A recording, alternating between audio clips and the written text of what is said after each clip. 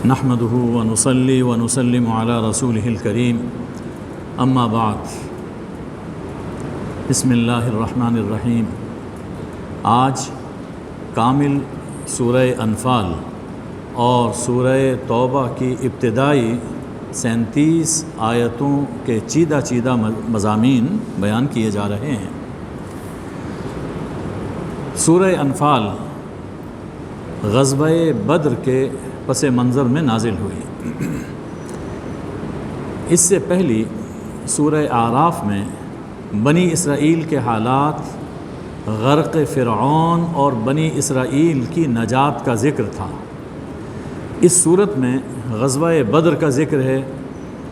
غزوہ بدر اسلامی تاریخ میں وہی اہمیت رکھتا ہے جو اسرائیلی تاریخ میں غرق فرعون کی ہے۔ اس غزوے میں بھی اللہ تعالیٰ نے بے کسی اور بے چارگی کے طویل دور کے بعد بے سر و سامانی کی حالت میں ظلم پر فتح عطا فرمائی اور اس امت کے فرعون کو نہایت ذلت کے ساتھ ہلاک کیا اور پوری دنیا کے لیے اسے نشان عبرت بنا دیا۔ غزوہ بدر ہو چکا، فتح حاصل ہو چکی۔ اس کے بعد کافروں سے جو مال غنیمت حاصل ہوا، اس کی تقسیم کے بارے میں اختلاف پیدا ہو گیا۔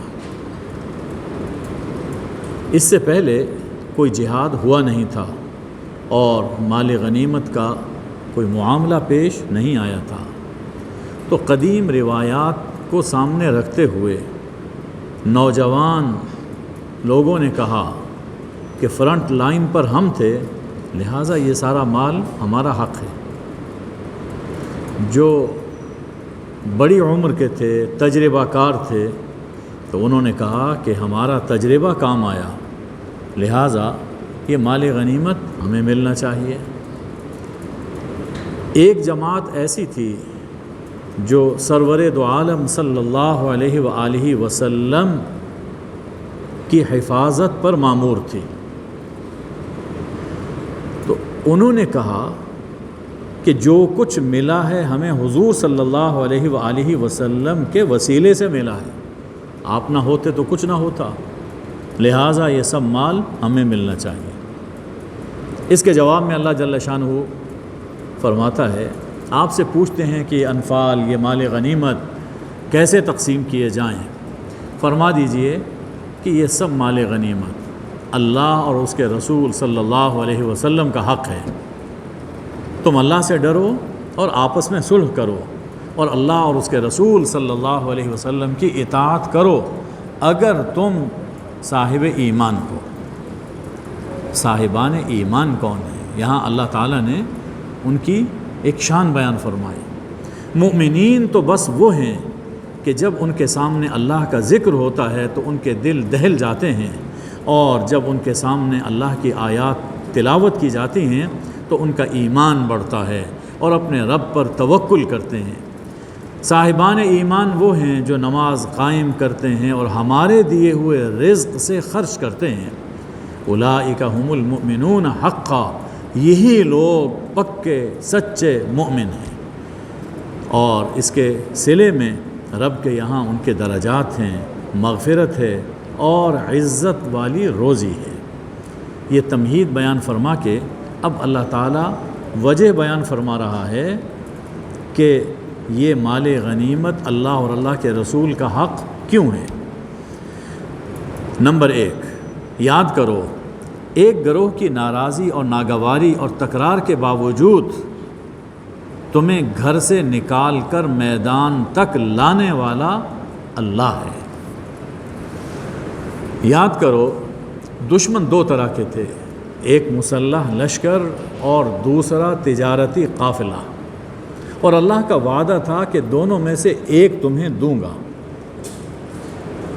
تم تو چاہتے تھے وہ دشمن ملے جس میں کانٹا نہ چبھے، یعنی تجارتی قافلہ، لیکن تمہیں مسلح لشکر کے مقابل لانے والا اللہ ہے۔ یاد کرو تمہاری فریاد پر تمہاری مدد کے لیے 1000 فرشتوں کا لشکر بھیجنے والا اللہ۔ 4 یاد کرو عین میدان جنگ میں تمہیں اونگ دلا کر تازہ دم کرنے والا اور بارش برسا کر میدان جنگ کو تمہارے حق میں ہموار کرنے والا اللہ۔ 5 یاد کرو فرشتوں کو یہ کہہ کر کہ میں تمہارے ساتھ ہوں، جاؤ مومنوں کا حوصلہ بڑھاؤ، اور ادھر کافروں کے دلوں میں تمہارا رعب ڈالنے والا اللہ۔ اس لیے ان کافروں کو تم نے قتل نہیں کیا بلکہ اللہ نے قتل کیا۔ مٹی کی ایک مٹھی تم نے نہیں پھینکی، اللہ نے پھینکی ہے۔ جب یہ سب کچھ کرنے والا اللہ ہے تو مال غنیمت کا مالک بھی اللہ ہے۔ تم انفال کا خیال چھوڑو اور ہماری ہدایات پر عمل کرو۔ اس کے بعد اللہ تعالیٰ نے آداب جہاد بیان فرمائے۔ پہلا ادب، اے لوگو جو ایمان لائے ہو، جب میدان جنگ میں تمہارا کافروں سے سامنا ہو تو پیٹھ نہ دکھانا۔ سب سے پہلی چیز ثابت قدمی سے ڈٹ کے لڑنا ہے، پیٹھ نہ دکھانا۔ اور جو میدان جنگ میں پیٹھ دکھائے گا اللہ کا غضب پائے گا، آخرت میں اس کا ٹھکانہ جہنم ہے۔ ہاں، جنگی چال کے طور پر یہ اپنے مرکز کی جانب پسپا ہو رہا ہے تو یہ الگ بات ہے۔ دوسری ہدایت، اے لوگو جو ایمان لائے ہو، اللہ کی اور اس کے رسول صلی اللہ علیہ وسلم کی اطاعت کرو، اور سنتے ہوئے پھر آپ سے منہ نہ پھیرو۔ بات سن لی اسے انسنی نہ کرو بلکہ اس پر عمل۔ ان لوگوں کی طرح مت ہو جاؤ جنہوں نے کہا کہ ہم نے سن لیا لیکن وہ سن نہیں رہے تھے، یعنی عمل نہیں کر رہے تھے، مان نہیں رہے تھے۔ تیسری ہدایت، اے لوگو جو ایمان لائے ہو، اللہ اور اس کے رسول صلی اللہ علیہ وسلم کا حکم مانو۔ جب وہ تمہیں ایسی چیز کی طرف بلائیں، اس کام کی طرف بلائیں جس میں تمہاری زندگی ہے، یعنی جہاد اس میں تمہاری زندگی ہے، تو جب اللہ اور اللہ کے رسول کی طرف سے تمہیں بلایا جائے تو آپ کی پکار پر لبیک کہو، اور خوب جان لو کہ اللہ بندے اور اس کے دل کے درمیان حائل ہو جاتا ہے، اور خوب جان لو کہ تم اسی کی طرف اٹھائے جاؤ گے۔ اس سے یہ معلوم ہوا کہ حکم کی تعمیل اور نیکی میں تاخیر نہیں کرنی چاہیے۔ دل میں ارادہ آیا کہ میں یہ نیکی کر لوں تو تاخیر نہیں کرنی چاہیے۔ ہو سکتا ہے کہ دل بدل جائے اور اس نیکی سے انسان محروم ہو جائے۔ فرمایا کہ اس فتنے سے بچو جو خاص لوگوں تک محدود نہیں رہے گا بلکہ عمومی فتنہ ہوگا، کہ جس میں ظالم بھی لپیٹ میں آئیں گے اور جنہوں نے ظلم نہیں کیا سب اس کی لپیٹ میں آ جائیں گے۔ یاد کرو یہ آیت سنتے ہوئے ذرا ہمیں بھی اپنے حال پر غور کرنا ہے۔ یاد کرو کہ جب تم تھوڑے تھے، تمہیں زمین میں کمزور کر دیا گیا تھا، تم ڈرتے تھے کہ لوگ تمہیں اچک لیں گے، پھر اللہ نے تمہیں ٹھکانہ دیا مدینہ طیبہ میں، اور ہمیں ٹھکانہ دیا پاکستان میں۔ وَأَيَّدَكُمْ بِنَصْرِهِ، اور اپنی نصرت سے تمہاری تائید فرمائی۔ وَرَزَقَكُمْ مِنَ الطَّيِّبَاتِ، اور اللہ نے تمہیں پاکیزہ رزق عطا فرمایا۔ یہ سب کس لیے کیا؟ لَعَلَّكُمْ تَشْكُرُونَ، تاکہ تم اللہ کا شکر کرو، اللہ کے شکر گزار بندے بن کر رہو۔ مدینہ والوں نے تو اللہ کا شکر کیا، اللہ نے انہیں عزتیں بھی دیں، آسمان اور زمین سے رزق بھی دیا، سب کچھ انہیں ملا۔ افسوس یہ کہ ہم شکر نہیں کر رہے جس مقصد کے لیے ہم نے کوشش کی تھی اور اللہ نے یہ نعمت ہمیں عطا فرمائی تھی، نہ ماضی میں ہم نے اس کا شکر کیا اور نہ اب اس کا شکر کر رہے ہیں۔ چوتھی ہدایت، اے لوگو جو ایمان لائے ہو، اللہ اور اس کے رسول صلی اللہ علیہ وسلم سے خیانت نہ کرو، اپنی امانتوں میں خیانت نہ کرو، اور تم جانتے ہو کہ خیانت بدترین جرم ہے۔ جان لو کہ یہ اموال اور اولاد تمہارے لیے آزمائش، یعنی یہ خیانت جو کی جاتی ہے اس لیے کی جاتی ہے کہ مال بڑھ جائے، ہمارے اولاد کو اس کا فائدہ ہو جائے، تو یہ مال اور اولاد تمہارے لیے آزمائش ہے، اگر اس آزمائش میں پورا اترو گے تو اللہ کے یہاں اجر عظیم پاؤ گے۔ 5ویں ہدایت، اے لوگو جو ایمان لائے ہو، اگر تم اللہ سے ڈرتے رہے، اس کی مرضی کے مطابق اپنی زندگی بسر کرتے رہے، تو اللہ تمہیں فرقان عطا فرمائے گا۔ فرقان ایک ایسا نور تمہارے دل میں پیدا کر دے گا جس سے تم حق باطل، سچ جھوٹ، نیک بد میں فرق کر سکو گے۔ یہ تقوی کا نتیجہ ہے۔ اگر انسان اللہ سے ڈرتے ہوئے اپنی زندگی بسر کرے تو اللہ اس کا ایسا ذوق بنا دیتا ہے، سچ اور جھوٹ، حلال اور حرام کا فرق اس کے سامنے واضح ہو جاتا ہے، اور اللہ تمہارے گناہوں کو مٹائے گا، تمہاری مغفرت فرمائے گا، اور اللہ تو بڑے فضل والا ہے۔ مکہ مکرمہ سے جب یہ لوگ چلنے لگے تھے مشرکین مکہ، تو اس موقع پر اور اس سے پہلے بھی یہ باتیں کیا کرتے تھے۔ وہ سمجھتے تھے کہ ہم ہی حق پر ہیں، اور حضرت محمد صلی اللہ علیہ وآلہ وسلم جس کی دعوت دے رہے ہیں کہ ایک ہی خدا ہے، یہ غلط ہے۔ تو بدر کی جانب روانہ ہونے سے پہلے بھی ان لوگوں نے کہا، خاص طور پر ابو جہل نے کعبہ کے سامنے کھڑے ہو کر یہ دعا کی، اے اللہ اگر یہ دین حق ہے، یہ تیری طرف سے ہے، یہ دین یعنی وہ دین جس کی دعوت دی جا رہی ہے، تو ہم پر آسمان سے پتھروں کی بارش نازل فرما، یا ہم پر عذاب علیم ہم پہ نازل کر دے۔ یہ دعا کر کے وہاں سے نکلے۔ اب جب یہ دعا کی، پہلے بھی کرتے تھے لیکن عذاب نہیں آ رہا تھا۔ کیوں نہیں آ رہا تھا؟ اللہ جل شانہ نے فرمایا کہ اس کی 2 وجہ ہیں کہ میرے حبیب، میں نے تو تجھے رحمت للعالمین بنا کر بھیجا، جب تک آپ ان میں موجود ہیں اللہ ان کو عذاب نہیں دے گا۔ جہاں بارش ہو رہی ہو وہاں آگ نہیں لگتی ہے، آپ تو رحمت ہیں، آپ کے ہوتے ہوئے ان پر عذاب آئے، یہ نہیں ہو سکتا۔ ایک تو آپ کا وجود باوجود یہ عذاب نازل ہونے سے رکاوٹ ہے، اور دوسری چیز کہ یہ کبھی کبھی استغفار بھی کرتے ہیں، ہم سے معافی بھی مانگ لیتے ہیں، خاص طور پر تلبیہ کے موقع پر غفرانک غفرانک یہ کہا کرتے تھے۔ تو کبھی جو ہم سے معافی مانگتے ہیں تو یہ چیز بھی رکاوٹ ہے کہ ہم ان پر عذاب نازل نہیں کر رہے۔ حضور اکرم صلی اللہ علیہ وسلم نے خود یہ فرمایا کہ 2 چیزیں اللہ کے عذاب میں رکاوٹ بنی، ایک میرا وجود اور دوسرا استغفار۔ اب یہ دیکھیے کہ یہ مشرکین شرک کرتے ہوئے استغفار کر رہے ہیں، تو اللہ اس استغفار کا صلہ یہ دے رہا ہے کہ دنیا میں عذاب نہیں نازل فرما رہا۔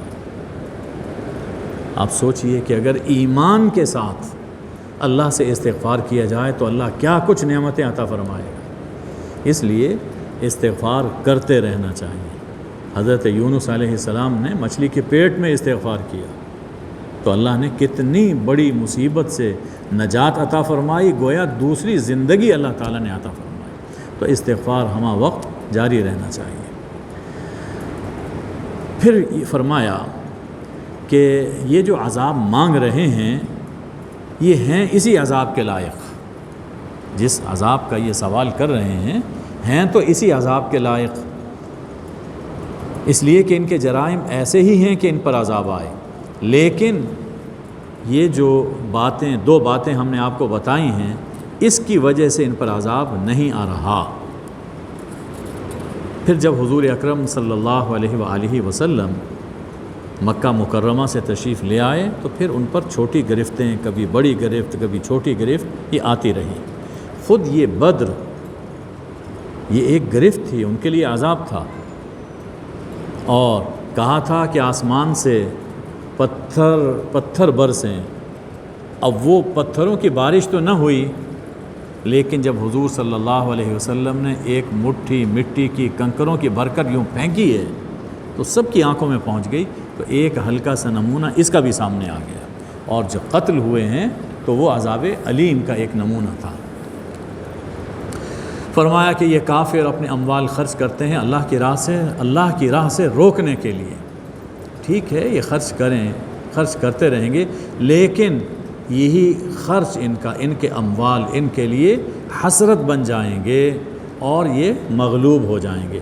جس مقصد کے لیے خرچ کیا وہ مقصد پورا نہیں ہوا اور مال ہاتھ سے نکل گیا، یہ تو دنیا میں، اور آخرت میں جہنم کی جانب ان کو اکٹھا کیا جائے گا۔ فرمایا کہ یہ غزوہ ہم نے کیوں کروایا، یہ جہاد کیوں ہوا، یہ معرکہ کس لیے ہوا؟ لیمیز اللہ الخبیث من الطیب، تاکہ اللہ ناپاک کو پاک سے الگ کر دے، اور اللہ ناپاک کو ایک دوسرے کے اوپر رکھ کر اسے ڈھیر بنائے اور سب کو اکٹھے جہنم کے اندر گرائے۔ چنانچہ اس کنویں میں، بدر کے کنویں میں، یہ 70 جو مارے گئے تھے مشرک، ان کی لاشیں بھی گرائی گئی۔ فرمایا کہ یہ لوگ خسارہ اٹھانے والے ہیں۔ جہاد کا مقصد کیا ہے؟ فرمایا کہ جہاد اور قتال کرو، قاتلوہم، یہاں تک کہ کفر کا زور ٹوٹ جائے اور حکم صرف اللہ کا چلے۔ قتال کرو، جہاد کرو، اور جب تک یہ مقصد جہاد پورا نہیں ہوتا جہاد جاری رہے گا، جہاد جاری رہے گا۔ حضور اکرم صلی اللہ علیہ وآلہ وسلم نے فرمایا کہ الجہاد ماض الی یوم القیامہ، جہاد قیامت تک جاری رہے گا۔ یہ جہاد کی غزوہ، اس میں بھی ذکر ہے، سورہ توبہ میں بھی غزوات کا ذکر ہے، اس لیے ابتدا ہی میں اس جانب توجہ دلا دینا مناسب ہے کہ جب ہم یہ آیات سنتے ہیں، پڑھتے ہیں، تو دل میں ایک ولولہ اٹھتا ہے، جہاد کیا جائے۔ چنانچہ ماضی قریب میں ایسی بہت سی تنظیمیں اور جماعتیں بنی، جہاد کے لیے نکلیں، لیکن رزلٹ آج ہم اپنی آنکھوں سے دیکھ رہے ہیں، کچھ بہتر نہیں نکلے۔ ابھی گزشتہ دور ہی میں پورے پاکستان کے علماء، مشائخ، فقہاء کو جمع کیا گیا، اس مسئلے پر بحث ہوئی، اور پیغام پاکستان کے نام سے وہ ایگریمنٹ وہ شائع کیا گیا، جس پر 1000 سے زائد علماء کے دستخط موجود ہیں، اور سب نے اس بات کو تسلیم کیا کہ ریاست کی ذمہ داری ہے جہاد، جہاد ریاست کی ذمہ داری ہے، ریاست کی قیادت میں جہاد ہوگا۔ انفرادی طور پر کسی شخص کو یا کسی چھوٹے بڑے گروپ کو اس کا حق حاصل نہیں ہے کہ وہ اٹھے اور جہاد کا نعرہ لگائے اور ادھر چلا جائے ادھر چلا جائے، اور پھر اس کے بعد یہ ہو کہ آپس کے اندر لڑائی شروع ہو جائے، اس کی کوئی اجازت نہیں۔ سب علماء نے اس کو تسلیم کیا۔ تو جہاد بہت ہی مقدس عمل ہے، اس کی بڑی حکمتیں ہیں، دنیا میں اس کے بڑے فائدے ہیں، آخرت میں اس کے بڑے فائدے ہیں، لیکن کیسے کیا جائے اس بارے میں بھی شرعی احکام کو ذہن میں رکھنا چاہیے۔ ارشاد ہے کہ اگر یہ لوگ منہ پھیر لیں تو ان کی پرواہ نہ کریں، فَاعْلَمُوا، جان لو کہ اللہ تمہارا کارساز ہے، کیا خوب کارساز، کیا خوب مددگار ہے۔ اب وہ جو فرمایا تھا سورہ کے آغاز میں کہ انفال، یہ اموال غنیمت، یہ اللہ اور اس کے رسول کے لیے ہیں، اب اس کی تقسیم کا طریقہ وہ بیان فرمایا جا رہا ہے کہ جو کچھ مال غنیمت حاصل ہو تو اس کے 5 حصے کرو۔ 5واں حصہ خمس وہ اللہ کا ہے، اور اللہ کے نیابت میں اللہ کے رسول صلی اللہ علیہ وآلہ وسلم کا ہے، خمس 5واں حصہ، اور رسول صلی اللہ علیہ وآلہ وسلم اس کے 5 حصے کریں گے، 5ویں حصے کے وہ 5 حصے کریں گے، ایک حصہ خود اپنی ذات کے لیے، ایک رشتہ داروں کے لیے، تیسرا حصہ یتیموں کے لیے، چوتھا حصہ مسکینوں کے لیے، اور 5واں حصہ مسافروں کے لیے۔ ان 5 مصارف میں اسے صرف فرمائیں گے، اور اس حکم کو تسلیم کرو اگر تم اللہ پر اور اس پر ایمان رکھتے ہو جو ہم نے یوم فرقان میں جب 2 لشکر آپس میں بھڑے تھے، اس موقع پر جب جو چیز ہم نے نازل فرمائی، یعنی اپنی نصرت جو نازل فرمائی، اگر تم اس پر ایمان رکھتے ہو تو اس حکم کو تسلیم کرو۔ تو 5 حصے، 5واں حصہ اللہ کے رسول صلی اللہ علیہ وسلم کے پاس رہے گا، باقی 4 حصے غانمین میں، مجاہدین میں تقسیم کیے جائیں گے کہ سوار کا دوہرا حصہ 2 گنا اور پیدل مجاہد کا 1 حصہ، اس حساب سے تقسیم کیا جائے گا۔ یہ حکم بیان ہو گیا۔ اب اس کے بعد 5 وجوہ بیان فرمائی جا رہی ہیں کہ انفال میں تمہیں 4 حصے جو دیے جا رہے ہیں یہ تمہارا استحقاق نہیں بلکہ ہمارا احسان ہے، ہمارا یہ احسان ہے، اسے خوش دلی سے قبول کرو۔ پہلی وجہ ذرا دیکھو کہ تم ورلے کنارے پر تھے، یعنی قریبی کنارے پر تھے مدینہ طیبہ کی جانب، اور مشرکین پرلے کنارے پر تھے، یعنی وہ کنارہ جو مدینہ سے دور اور مکہ کی جانب ہے، اور وہ جو تجارتی قافلہ جس کی وجہ سے یہ سب کچھ ہوا وہ سمندر سے نیچے اس کے کنارے پر اتر کر وہ دوسری جانب جا رہا تھا۔ فرمایا کہ اگر تم کوئی وقت اور جگہ طے کر لیتے تو یہ معرکہ نہ ہو پاتا، اختلاف ہو جاتا مشرکین کی طرف سے یا مومنین کی طرف سے، لیکن اللہ نے ایک کام طے کر لیا تھا کہ میں نے یہ کرنا ہے، تو اس لیے اللہ نے صورتحال ہی ایسی پیدا کر دی کہ تمہیں اس بارے میں کوئی باقاعدہ منصوبہ نہیں کرنا پڑا، اور اللہ نے دونوں لشکروں کو آپس میں بھیڑا دیا۔ حکمت یہ ہے غزوہ بدر کیوں ہوا؟ تاکہ اس کے بعد ہلاک ہو،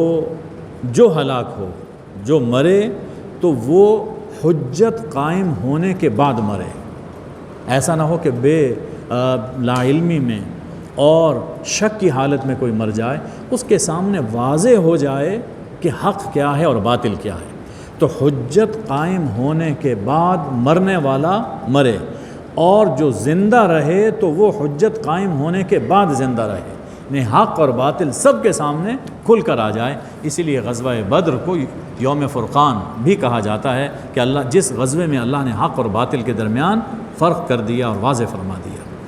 دوسری وجہ فرمایا کہ وہ وقت یاد کرو کہ جب اللہ نے ان کافروں کے لشکر کو آپ کے خواب میں تھوڑا دکھایا، اور اگر زیادہ دکھاتا تو تم بزدل ہو جاتے، حوصلہ چھوڑ بیٹھتے اور وہاں جانے میں جھگڑا کرتے، وَلَٰكِنَّ اللَّهَ سَلَّمَ، لیکن اللہ نے ان تمام حالتوں سے تمہیں محفوظ رکھا۔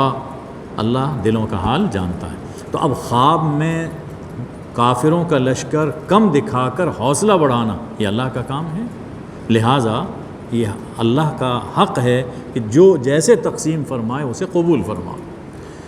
تیسری وجہ، ایک وقت یہ بھی آیا کہ جب کافروں کی فوج، جب اول ابھی لڑائی شروع نہیں ہوئی تھی، تو اس موقع پر کافروں کی فوج وہ مسلمانوں کی نظر میں قلیل دکھائی دی، یہ اللہ دکھا رہا تھا، حالانکہ ان کا لشکر تو مسلمانوں سے 3 گنا زیادہ تھا اور مسلح بھی تھے، ہر اعتبار سے طاقت ان کے پاس زیادہ تھی، میدان جنگ کا اچھا حصہ بھی انہی کے پاس تھا، لیکن اللہ نے اول انہیں مسلمانوں کی نگاہوں میں تھوڑا دکھایا اور ان کی نگاہوں میں مسلمانوں کو قلیل دکھایا، یعنی ایک تو قلیل پہلے ہی تھے، لیکن ایسا خیال ان کے ذہنوں میں طاری ہو گیا کہ یہ تو کچھ بھی نہیں ہے، انہیں بس ہم جائیں گے اور چٹکی میں مسل دیں گے، بالکل تھوڑے۔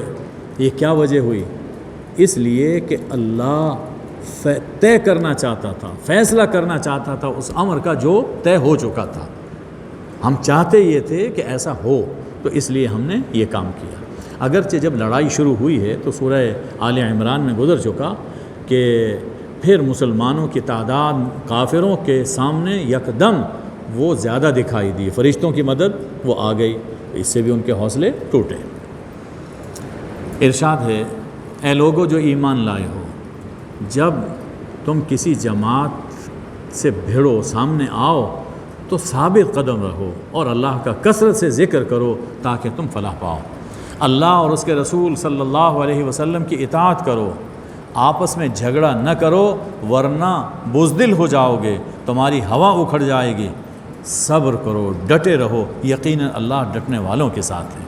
ان لوگوں کی طرح مت ہو جاؤ جو اپنے گھروں سے اکڑتے ہوئے نکلے، لوگوں کو دکھاتے ہوئے نکلے اور وہ اللہ کے راستے سے روک رہے تھے۔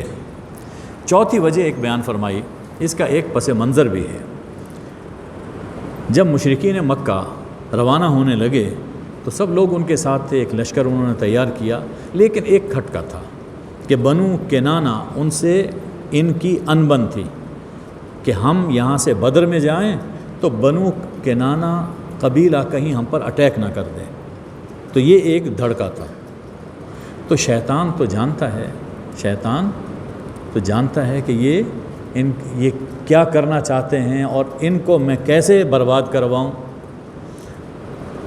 بنو کنانہ کے سردار سراقہ بن مالک کی شکل میں شیطان اپنی جماعت لے کر ابو جہل کے پاس پہنچ گیا اور کہا کہ دیکھو اس وقت تمہارا کاز بڑا مقدس ہے، بڑا مقدس کاز ہے تمہارا، اس میں ہم تمہارے ساتھ ہیں، کوئی ڈر کوئی اندیشہ نہیں ہونا چاہیے، چلو میں تمہارے ساتھ ہی جاتا ہوں۔ چنانچہ وہ سراقہ بن مالک کی شکل میں شیطان اس لشکر کے ساتھ ساتھ روانہ ہوا۔ اب جب میدان جنگ گرم ہوا اور ادھر سے اللہ کی مدد نازل ہوئی، حضرت جبریل وہ بھی نازل ہوئے، میکائیل بھی نازل ہوئے، دوسرے فرشتے بھی، آخر رہ چکا تھا، برس ہا برس فرشتوں کے اندر رہ چکا تھا اور پہچانتا تھا۔ تو جب دیکھا کہ حضرت جبریل بھی آ گئے تو اب گھبرایا اور ابو جہل سے اپنا ہاتھ چھڑا کے میدان سے بھاگا۔ ابو جہل نے کہا کہ کم وقت کہاں جا رہا ہے، یہی تو موقع ہے ساتھ دینے کا۔ تو کہنے لگا کہ انی بریء منکم، میرا تمہارا کوئی تعلق نہیں، جو میں دیکھ رہا ہوں وہ تم نہیں دیکھ رہے، انی اخاف اللہ، میں اللہ سے ڈرتا ہوں۔ یعنی عین اس موقع پر ایک تو دغا دیا اور دوسرا جھوٹ بھی بولا۔ اللہ کا ڈر اگر دل میں ہوتا تو اللہ کی بات نہ مان لیتا۔ اور یہ بھی ہے قرآن مجید میں سورہ حشر میں بھی یہی آ رہا ہے کہ اور سورہ ابراہیم میں بھی کہ شیطان دغا باز ہے، گناہ کرواتا ہے، جرم کرواتا ہے، اور جب مصیبت آن پڑتی ہے تو ساتھ چھوڑ کر چلا جاتا ہے۔ قیامت کے دن بھی یہ دغا دے گا اور کہے گا کہ میں نے کوئی زبردستی تم سے گناہ تھوڑی کروائے تھے، میں نے تو تمہیں صرف اکسایا تھا، لہٰذا فلا تلومونی ولوموا انفسکم، مجھے ملامت نہ کرو، اپنے آپ کو ملامت کرو۔ اس لیے کبھی شیطان کی چال میں اور اس کی باتوں پر، وسوسوں پر دھیان نہیں دینا چاہیے۔ پانچویں وجہ یہ بیان فرمائی، یاد کرو کہ جب منافق اور جن کے دلوں میں مرض ہے، یعنی شک کا، ریب کا مرض ہے، وہ کہہ رہے تھے کہ ان لوگوں کو یعنی مسلمانوں کو ان کے دین نے دھوکے میں ڈال دیا۔ ان مسلمان بڑے جوش و خروش سے تیاری کر رہے تھے اور کس کے مقابل جا رہے تھے؟ مکہ کے مقابلے میں، جی، اور ایک مسلح لشکر کے مقابلے میں۔ تو منافقین آپس میں یہ باتیں کر رہے تھے کہ یہ اپنے دین کے بارے میں دھوکے میں پڑے ہوئے ہیں، یہ سمجھتے ہیں کہ بس ہمارا دین ہمیں کامیابی عطا کر دے گا، اور بڑے جوش سے جا رہے ہیں۔ تو اللہ نے فرمایا کہ یہ جو ان کا جوش ہے اور اظہار شجاعت ہے، یہ غرور نہیں ہے بلکہ توکل ہے۔ وَمَن يَتَوَكَّلْ عَلَى اللَّهِ، اور جو اللہ پہ توکل کرتا ہے تو اللہ اسے کامیاب فرماتا ہے۔ تو یہ ساری چیزیں تو کرنے والا اللہ ہے، اس لیے مال غنیمت تقسیم کرنے کا جو طریقہ ہم نے بتایا ہے اسے خوش دلی سے قبول کرو۔ پھر کافروں کی موت کا حال بیان کیا کہ ان کی موت کے وقت کافر ان کے چہروں پر اور ان کی پشتوں پر وہ پٹائی کرتے ہیں اور کہا جاتا ہے کہ جلنے کا عذاب کا مزہ چکھو۔ کیوں؟ یہ سزا تمہیں اس لیے دی جا رہی ہے کہ جو کچھ تم اس سے پہلے کرتے رہے، اور اللہ اپنے بندوں پر ظلم نہیں کرتا۔ یعنی یہ جو سزائیں یا مصیبتیں آتی ہیں کفر اور شرک کے نتیجے میں اور گناہوں کے نتیجے میں یہ انسان کے اپنے کرتوت ہیں جو انسان کے سامنے آتے ہیں۔ اللہ کسی پر ظلم نہیں فرماتا۔ اسی ذیل میں ایک بات فرمائی گئی کہ بدترین جاندار اللہ کے یہاں وہ ہیں کہ جو کفر کرتے ہیں، اللہ کو نہیں مانتے۔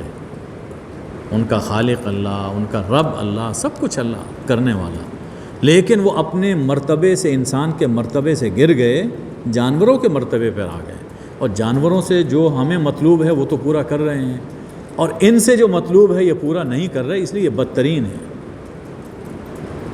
میدان جنگ میں اگر یہ سامنے آ جائیں تو ان سے وہ سلوک کرو کہ ان کے جو پیچھے بیٹھے ہوئے ہیں ان کو بھی عبرت حاصل ہو، وہ بھی بھاگ جائیں۔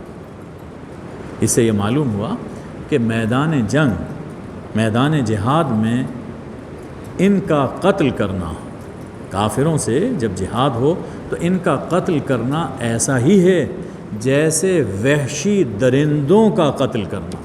وحشی درندے اگر حملہ کر دیں تو یہ سوچ کر یہ اللہ کی مخلوق ہے، انہیں چھوڑ دیا جائے تو کیا ہوگا؟ پورے کا پورا شہر اجاڑ دیں گے۔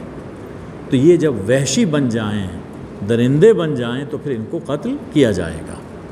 ارشاد ہے وَأَعِدُّوا لَهُم مَّا اسْتَطَعْتُم مِّن قُوَّةٍ، اور جتنی زیادہ سے زیادہ قوت تم فراہم کر سکتے ہو، اور تیار بندھے ہوئے گھوڑے، پلے ہوئے گھوڑے جو تم فراہم کر سکتے ہو فراہم کرو، وہ تیار کرو، مہیا کرو۔ یعنی تمہاری جو جنگی قوت ہے وہ رہنی چاہیے، اسٹینڈنگ آرمی یہ ہونی چاہیے۔ یہ نہ ہو کہ سر پر کوئی دشمن آ پڑے، اب تیار ڈھونڈا جائے کہ کوئی رضاکار اکٹھے ہو جائیں، نہیں، ہر وقت ایک فوج تیار رہنی چاہیے دشمن کے مقابلے میں۔ اس کا فائدہ کیا ہوگا؟ فائدہ یہ ہوگا کہ جب فوج تیار ہے تو اس کے نتیجے میں اللہ کے دشمن اور تمہارے دشمن اور وہ لوگ جو اور ہیں ان کے پیچھے ہیں جنہیں تم نہیں جانتے، اللہ انہیں جانتا ہے، ان کے دلوں پر تمہاری دھاک بیٹھی رہے گی، ان کو حملہ کرنے کی جرأت ہی نہیں ہوگی۔ اور اس راہ میں جو کچھ خرچ کیا جاتا ہے جہاد میں، یہ نہ سمجھو کہ یہ ضائع ہوگا، بلکہ اللہ پورا اس کا اجر عطا فرمائے گا، یہ سب تمہارے پاس آئے گا اور کسی پر ظلم نہیں ہوگا۔ فرمایا کہ اگر صلح کی کوئی بات چلے، دشمن کافر ہی صلح کی پیشکش کریں تو صلح قبول کرو، اللہ پہ بھروسہ کرو۔ یہ اگر اندیشہ ہو کہ وہ ہمیں دھوکہ دیں گے تو پرواہ نہ کرو، اللہ آپ کے لیے کافی ہے، اللہ آپ کے لیے کافی ہے۔ اللہ ہی نے اپنی نصرت سے آپ کی مدد کی، آپ کی تائید فرمائی، اور مومنین سے آپ کی تائید فرمائی، اور اس کے ساتھ اللہ نے مومنین کے دلوں کو آپس میں جوڑ دیا۔ فرمایا کہ اگر آپ زمین میں موجود خزانے خرچ کرتے تو دلوں کو آپ جوڑ نہیں سکتے تھے، وَلَٰكِنَّ اللَّهَ أَلَّفَ بَيْنَهُمْ، یہ اللہ ہے جو جس نے دلوں کو جوڑا۔ تو معلوم یہ ہوا کہ یہ جو تالیف قلب ہے، دلوں کا آپس میں جڑ جانا، یہ صرف اللہ کے حکم سے ہوتا ہے، روپے پیسے سے نہیں ہوتا۔ اور یہ بھی معلوم ہوا کہ اسلام امن پسند ہے، اگر کوئی صلح کی پیشکش کرتا ہے، ہم زبردستی کسی سے جنگ نہیں کرتے، ہماری سیاسی پالیسی وہ یہی ہے جو قرآن نے ہمیں تعلیم فرمائی۔ اے نبی صلی اللہ علیہ وآلہ وسلم، حسبک اللہ، آپ کے لیے کافی ہے اللہ اور آپ کے مومن پیروکار، یہ سب آپ کے ساتھ ہیں۔ اے نبی صلی اللہ علیہ وآلہ وسلم، مؤمنین کو قتال پر، جہاد کا شوق دلائیے، قتال پر ابھاریے، اور اگر آپ جہاد کے لیے نکلتے ہیں تو چونکہ ایمانی قوت ساتھ ہے، اس لیے 2 گنا دشمن کے مقابلے میں، 10 گنا دشمن کے مقابلے، اگر دشمن تم سے 10 گنا زیادہ ہے تو تب بھی نکلو، اللہ تمہاری مدد فرمائے گا۔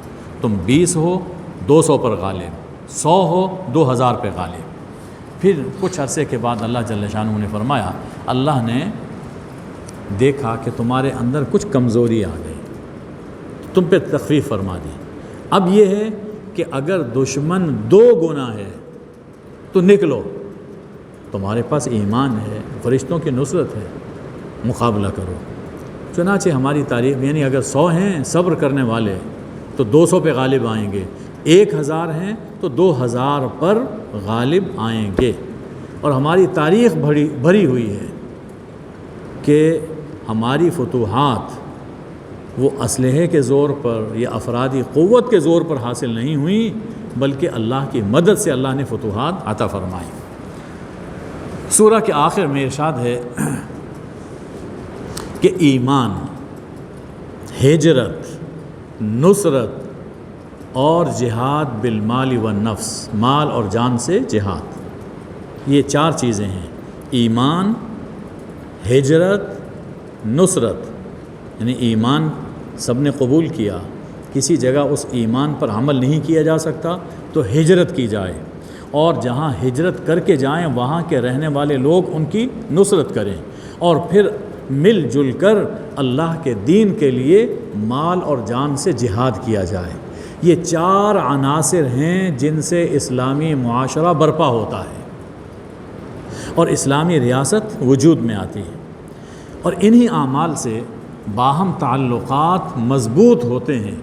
ایمان کے باوجود جو لوگ کافر ریاست میں قیام پذیر رہتے ہیں وہ اسلام کی بہت سی برکتوں سے محروم ہو جاتے ہیں۔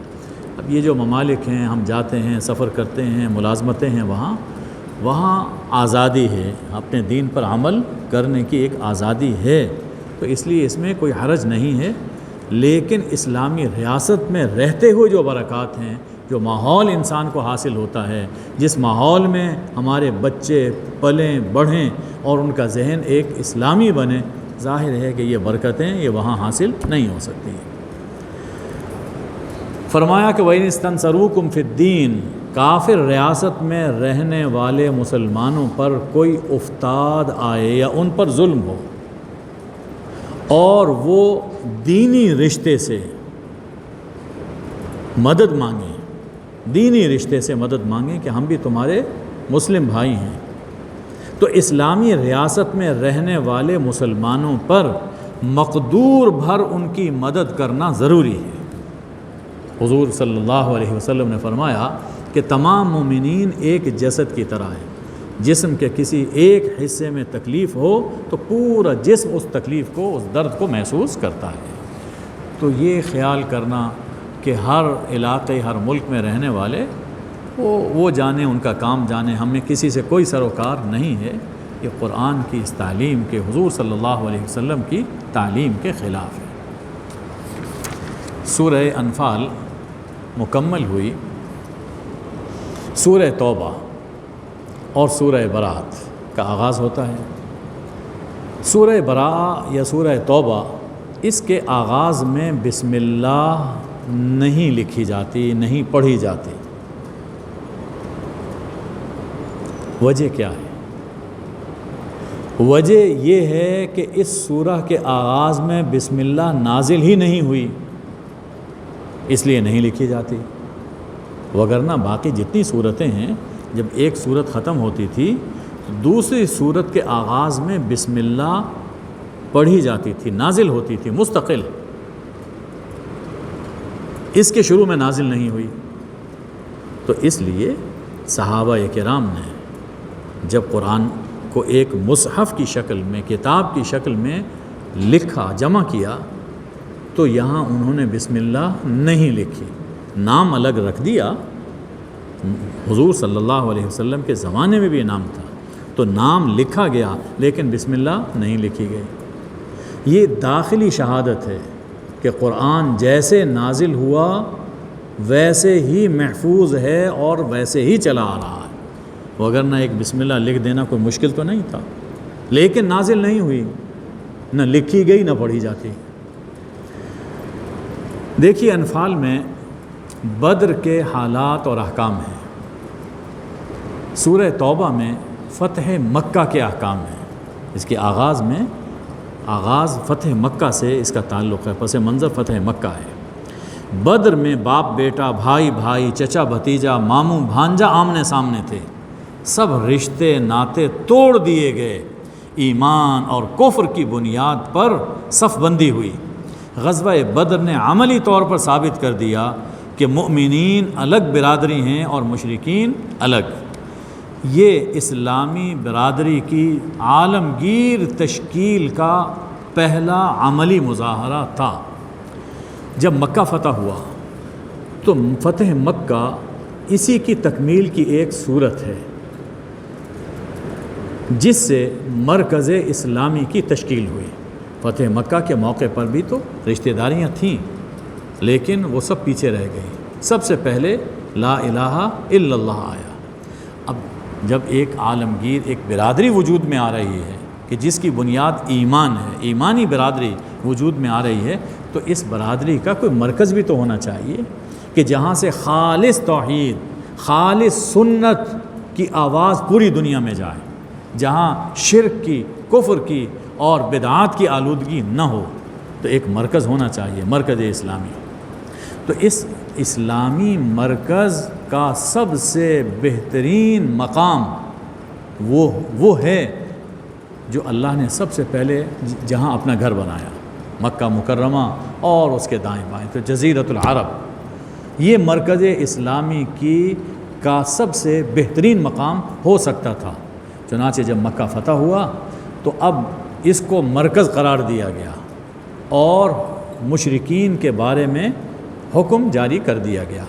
یہ جو آغاز میں احکام ہیں، یہ احکام فتح مکہ سن 8 ہجری میں ہوئی، تو سن 9 ہجری میں حج کے موقع پر حضور اکرم صلی اللہ علیہ وسلم نے حضرت ابو بکر کو امیر بنایا حج کا، اور حضرت علی رضی اللہ تعالی عنہ کو یہ احکام دے کر بھیجے، قرآن کی یہ آیات دے کر بھیجیں۔ حج کے موقع پر انہوں نے یہ احکام سب کو سنا دیے۔ جب اس پر عمل ہو گیا اور مکہ اور اس کا مضافات سارا حرم پاک ہو گیا، تو تب سن 10 ہجری میں حضور صلی اللہ علیہ وسلم نے حج کیا، اور 11 ہجری میں ربیع الاول میں اس دنیا سے آپ تشریف لے گئے۔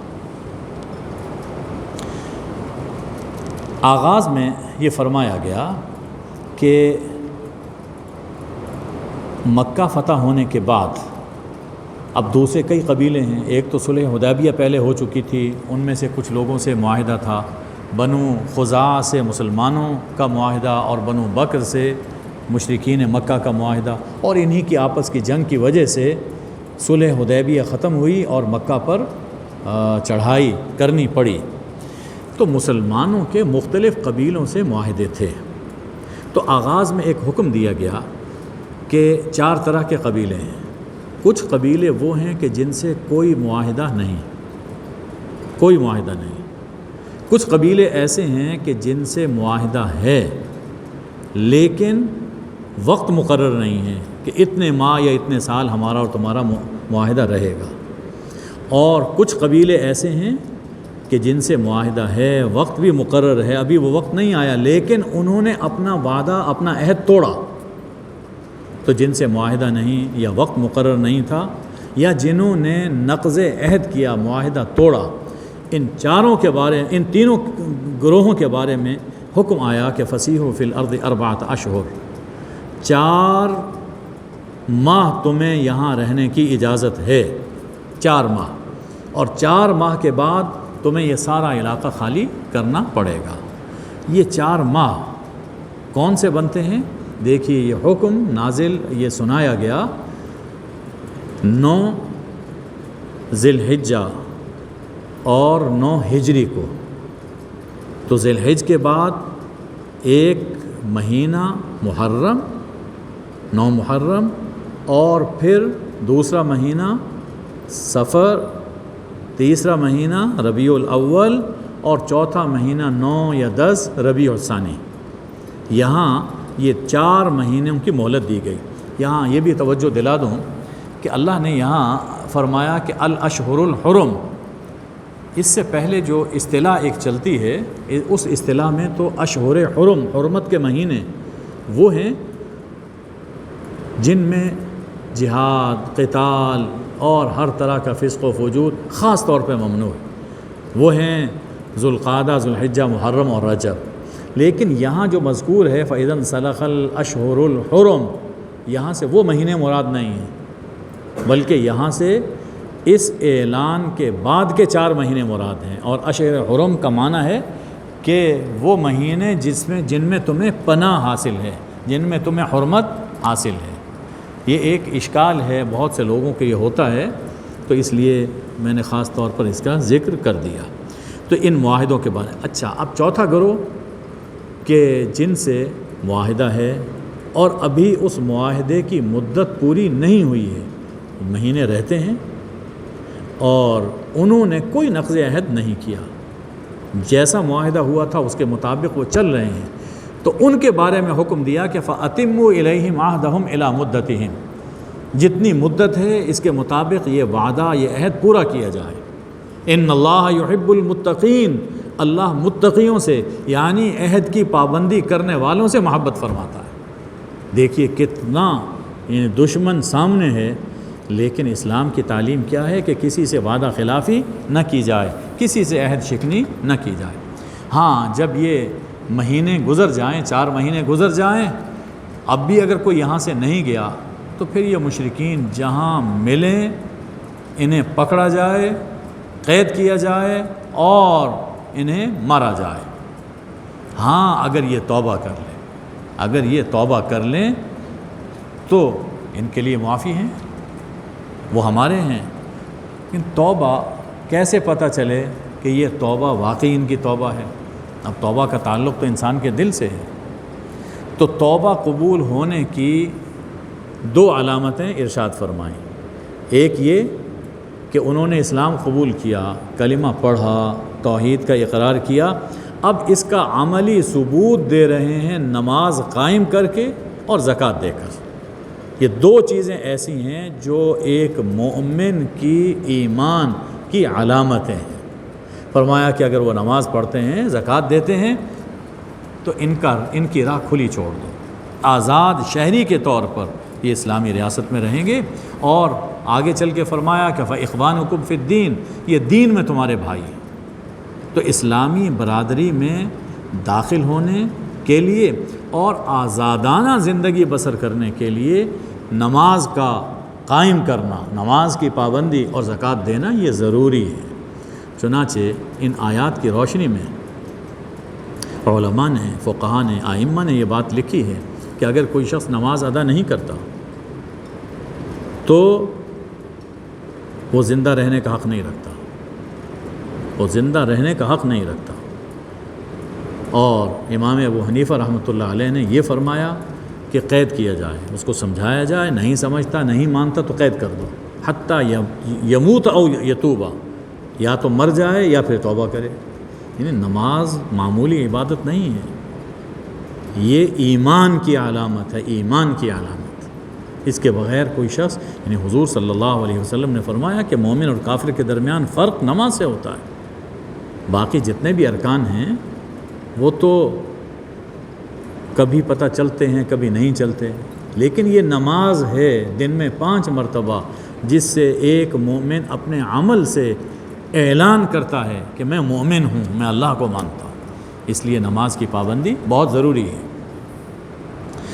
فرمایا کہ ان کافروں سے یہ سختی اس لیے کی جا رہی ہے کہ اگر یہ تم پر کہیں غالب آ جائیں تو تمہارے بارے میں کسی قرابت کی اور کسی عہد کی پرواہ نہ کریں، لحاظ نہ کریں.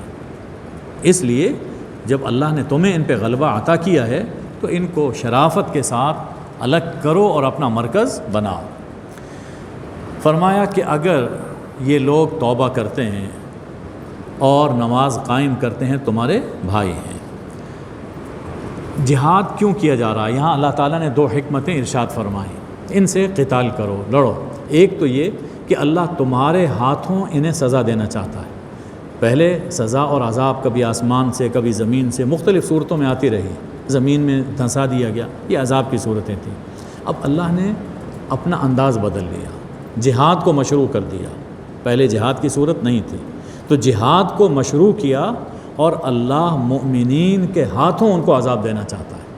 اور اس میں ایک بڑی رحمت کا ایک پہلو آ گیا۔ بڑی رحمت کا ایک پہلو ہے کہ عذاب جب آسمان سے یا زمین سے آتا ہے تو سبھی لوگ اس میں ہلاک ہوتے ہیں، تو اس میں لوگوں کے لیے بچنے کی مہلت ہے۔ تو فرمایا کہ قتال کرو، جہاد کرو، اس لیے کہ اللہ تمہارے ہاتھوں انہیں عذاب دینا چاہتا ہے، انہیں رسوا کرنا چاہتا ہے، ان کے خلاف تمہاری نصرت کرنا چاہتا ہے، مومنین کے دلوں کو ٹھنڈا کرنا چاہتا ہے، ان کے دلوں کے غصے کو وہ زائل کرنا چاہتا ہے۔ دوسری وجہ بیان فرمائی کہ کیا تمہارا یہ خیال ہے کہ تمہیں یوں ہی چھوڑ دیا جائے گا، حالانکہ ابھی اللہ نے تم میں مجاہدین کو اور اللہ اور اس کے رسول صلی اللہ علیہ وسلم کے جگری دوستوں کو، مخلصین کو، سب لوگوں کے سامنے ظاہر نہیں کیا۔ تو معلوم یہ ہوا کہ جہاد ایک کسوٹی ہے جس سے پتہ چلتا ہے کہ مخلص کون ہے، منافق کون ہے۔ تو اس لیے اللہ تعالیٰ نے جہاد مشروع فرمایا۔ مشرکین کو یہ حق حاصل نہیں ہے کہ وہ اللہ کی مسجدوں کو آباد کریں، جبکہ اپنے اوپر وہ کفر کی شہادت دے رہے ہیں۔ ان کے سب اعمال برباد، اور یہ جہنم کی آگ میں ہمیشہ رہیں گے۔ مشرکین مکہ کو اس پہ بڑا ناز تھا کہ اگر تمہارے پاس ایمان ہے اور تم نماز پڑھتے ہو، یہ کام کرتے ہو، ہم بھی بڑے نیک کام کر رہے ہیں۔ دیکھو حرم کی خدمت ہم کرتے ہیں، بیت اللہ کی، مسجد الحرام کی ہم خدمت کرتے ہیں، کبھی رات میں حرم میں چراغ جلا دیتے ہیں، صفائی کرتے ہیں، حاجیوں کو ہم پانی پلاتے ہیں، کپڑا پہناتے ہیں، اور کبھی مرمت کی ضرورت ہے تو ہم کعبہ کی، بیت اللہ کی مرمت کرتے ہیں۔ تو ہم بھی تو خدمتیں کر رہے ہیں، ہم بھی اللہ کو ماننے والے۔ اللہ نے اس کے جواب میں فرمایا کہ جو مجھے نہیں مانتے، اور صرف مجھے نہیں مانتے، توحید کے ساتھ نہیں مانتے، وہ میری گھروں کو، میری مسجدوں کو آباد کرنے کا حق نہیں رکھتے۔ کیا تم نے یہ سمجھ رکھا ہے کہ حاجیوں کو پانی پلانا اور مسجد الحرام کی تعمیر کرنا یہ ایمان اور جہاد فی سبیل اللہ کی طرح ہے؟ ہرگز نہیں، اللہ کے یہاں برابر نہیں ہے۔ جو لوگ ایمان لائے، ہجرت کی اور اللہ کے راستے میں جہاد کیا مال و جان سے، تو ان کا اللہ کے یہاں بڑا مرتبہ ہے اور یہ کامیاب ہے۔ تو تین چیزیں ذکر فرمائیں اللہ نے، ایمان، ہجرت اور جہاد۔ اس کے بعد بشارت عطا فرمائی کہ ان اعمال کا صلہ ان کو کیا ملے گا۔ ایمان کے نتیجے میں اللہ رحمت فرمائے گا، اور ہجرت پر اللہ اپنی رضا عطا فرمائے گا، جیسے سورہ توبہ میں یہ آ رہا ہے، رضی اللہ عنہم ورضوا عنہ۔ اور جہاد کرنے سے اللہ تعالیٰ تمہیں جنتیں عطا فرمائے گا، یہ بھی سورہ توبہ ہی میں یہ چیز آ رہی ہے۔ اس کے بعد ارشاد ہے، اے لوگو جو ایمان لائے ہو، اپنے آبا کو، اپنے بھائیوں کو اپنا دوست نہ بناؤ اگر وہ ایمان پر کفر کو پسند کرتے ہیں۔ یعنی اصل دوستی وہ اہل ایمان کی آپس میں ہے، کتنا قریبی رشتہ کیوں نہ ہو، لیکن اللہ سے اور اللہ کے رسول سے بڑھ کر کوئی رشتہ قریبی نہیں ہو سکتا۔ چنانچہ اس بات کو واضح طور پہ فرمایا، آپ کہہ دیجئے کہ اگر تمہارے آبا اور تمہارے بیٹے، اور نمبر 3 تمہارے بھائی، 4 تمہاری بیویاں، 5 تمہارا قبیلہ، 6 اور تمہارے اموال جو تم نے کمائے ہوئے ہیں، 7 تمہارا کاروبار، تجارت جس کی مندی کا تمہیں دھڑکا رہتا ہے، اور 8 وہ بنگلے اور کوٹھیاں جو تمہیں بہت بھاتی ہیں۔ اگر یہ سب چیزیں اللہ اور اس کے رسول اور جہاد فی سبیل اللہ سے تمہیں عزیز تر ہیں، ان کی محبت تمہارے دلوں میں اللہ اور اس کے رسول اور جہاد کی محبت سے زیادہ ہے، فتربصوا تو انتظار کرو، اللہ اپنے عذاب کے ساتھ آئے گا، یعنی اللہ کا عذاب آئے گا۔ اور واللہ لا یہدی القوم الفاسقین، اور اللہ فاسق قوم کو ہدایت نہیں دیتے۔ دیکھیے یہاں ہدایت کا معنی یہ نہیں ہے کہ اس کو ایمان کی توفیق نہیں دیتے یا آخرت میں اسے جنت نہیں دیتے۔ ہدایت کا معنی یہاں یہ ہے کہ جب لوگ دنیاوی محبتوں میں مبتلا ہو جاتے ہیں، ظاہر ہے یہ ذکر اہل ایمان کا کیا گیا، جب لوگ دنیاوی محبتوں میں مبتلا ہوتے ہیں، اس کے نتیجے میں دنیاوی الجھنوں میں ایسے گر جاتے ہیں کہ نکلنے کی راہ نہیں ملتی، تو اللہ ایسے فاسقوں کو ہدایت عطا نہیں فرماتے۔ غزوہ حنین کا ذکر ہے، اللہ نے تمہاری بہت مقامات پہ مدد فرمائی، اور یوم حنین میں خاص طور پر۔ یوم حنین میں، غزوہ حنین کے موقع پر یہ ہوا کہ مسلمانوں کی تعداد 12,000 تھی۔ فتح مکہ کے فوراً بعد یہ غزوہ حنین ہوا شوال میں، تو تعداد بہت زیادہ تھی۔ تو اب لوگوں کے دل میں یہ خیال آیا کہ لیجئے صاحب، بدر میں تو ہماری تعداد کم تھی، ہم جیتے تھے، آج تو 12,000 تعداد ہے، اب تو ہم جیتیں گے بھائی، جیتیں گے۔ یہ خیال آ گیا۔ ہوا کیا، جب پہنچے ان دو پہاڑوں کے درمیان تو تیروں کی ایک بارش ہوئی، اور سب وہاں سے بھاگے، ڈر کے بھاگے۔ ان کو یعنی اندازہ ہی نہیں تھا کہ اس انداز میں ہمارا مقابلہ ہو جائے گا۔ اب یہ نیچے ہیں اور پہاڑوں کے اوپر دشمن بیٹھا ہوا ہے اور اوپر سے تیر اندازی کر رہا ہے۔ سب بھاگے، صرف چند آدمی حضور صلی اللہ علیہ وسلم کے ساتھ باقی رہے۔ صورتحال پر کنٹرول کیا گیا، بلایا گیا، پھر سارے مسلمان جمع ہوئے اور اللہ تعالیٰ نے مدد فرمائی۔ تو اس میں سبق دیا گیا غزوہ حنین میں کہ کامیابی اللہ کی نصرت سے ہوتی ہے، کثرت سے کامیابی نہیں ہوتی۔ اسلحہ ہو، تیاری ہو، تعداد ہو، سب کچھ ہو، لیکن نظر اللہ پر اور اس کی مدد پر ہونی چاہیے۔ فرمایا کہ اے لوگو جو ایمان لائے ہو، یہ مشرکین نجس ہیں، یعنی یہ شرک ایک نجاست ہے، یہ باطنی نجاست کی بات کی جا رہی ہے۔ لہٰذا اس سال کے بعد یہ مسجد الحرام یعنی حدود حرم میں داخل نہیں ہو سکتے، اس کے قریب بھی نہیں آ سکتے۔ اس وقت سے مشرکین کا حد حرم میں داخل ہونا ممنوع ہے۔ اچھا، اب ایک ڈر ہے کہ ان کے ساتھ ہمارے کاروباری تعلقات ہیں، اگر ہم ان سے اپنا تعلق توڑ لیتے ہیں تو تنگ دستی کا اندیشہ ہے۔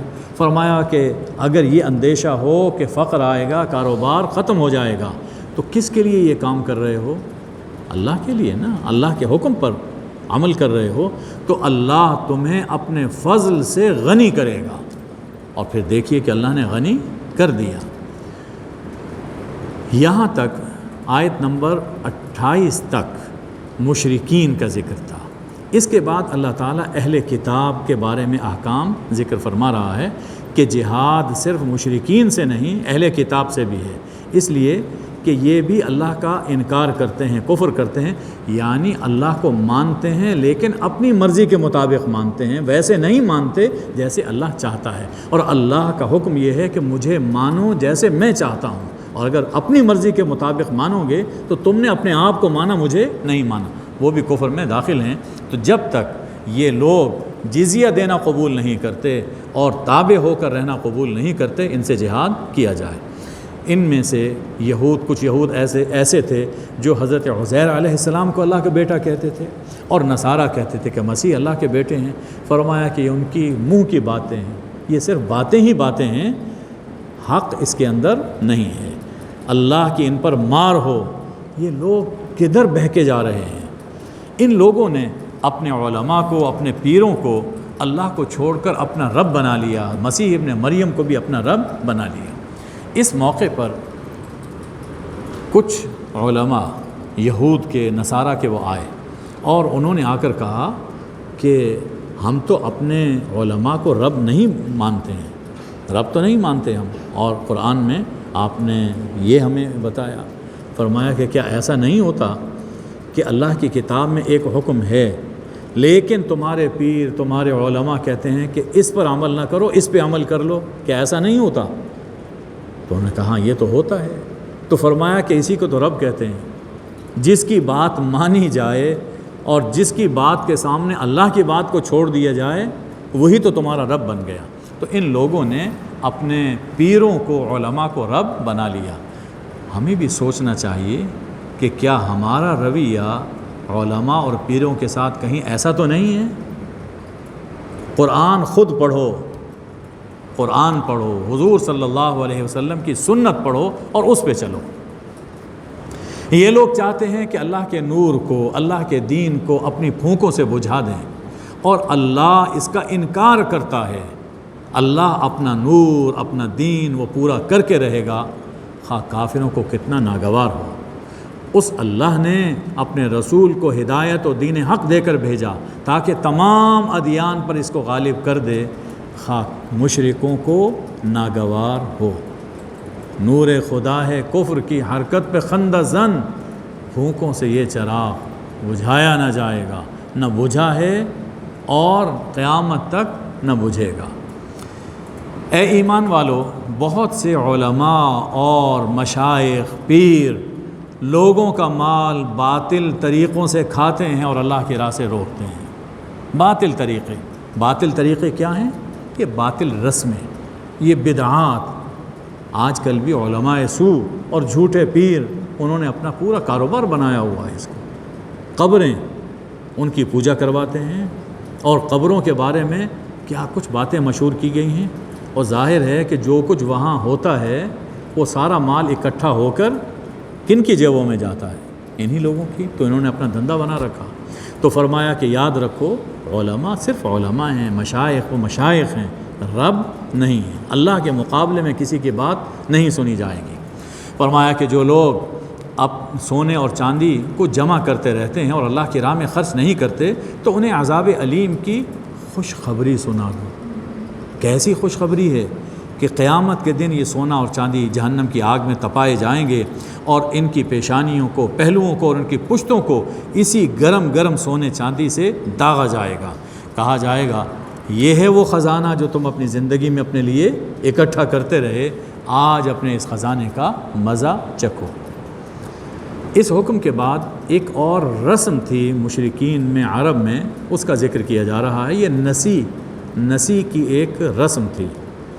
اب 4 حرمت کے مہینے ہیں، محرم یعنی ذوالقعدہ، ذوالحجہ، محرم اور پھر رجب۔